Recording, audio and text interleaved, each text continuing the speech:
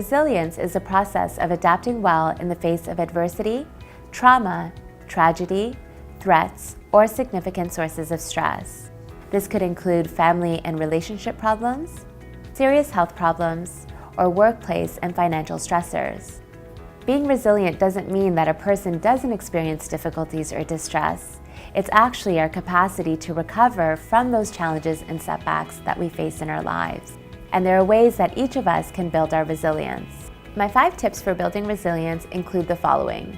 The first one is to do an inventory of the past challenges and setbacks that you were able to get through over the past 6 months to 2 years. What this does is that it becomes evidence for you that you were able to rely on your strengths and abilities to get through the obstacles that you faced. The second tip is to identify your triggers that put you both in a positive emotional state and the triggers that put you in a negative emotional state. Usually when we're going through a situation, it's not the situation itself that puts us in a negative emotional state. There's often a trigger. And what we want to do is identify the triggers so that we can develop strategies in order to navigate through them. The third piece is to be mindful of the language that we use with ourselves. Self-talk is how we make our emotions real. And so when we think about the challenges and setbacks that we are facing, the language that we use with ourselves is critical. And if that language isn't positive, it's actually going to be harder for ourselves to be able to bounce back. The fourth tip is flexibility. And I know flexibility is a little bit uncomfortable because it gets us out of our comfort zone.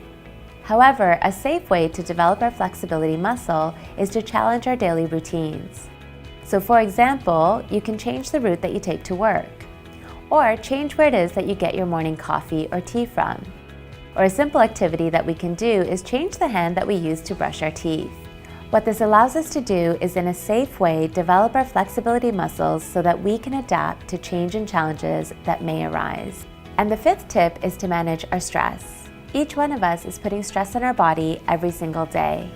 And what we need to do is be able to take the time to recover, whether that's 5 minutes or 10 minutes a day or an hour a week.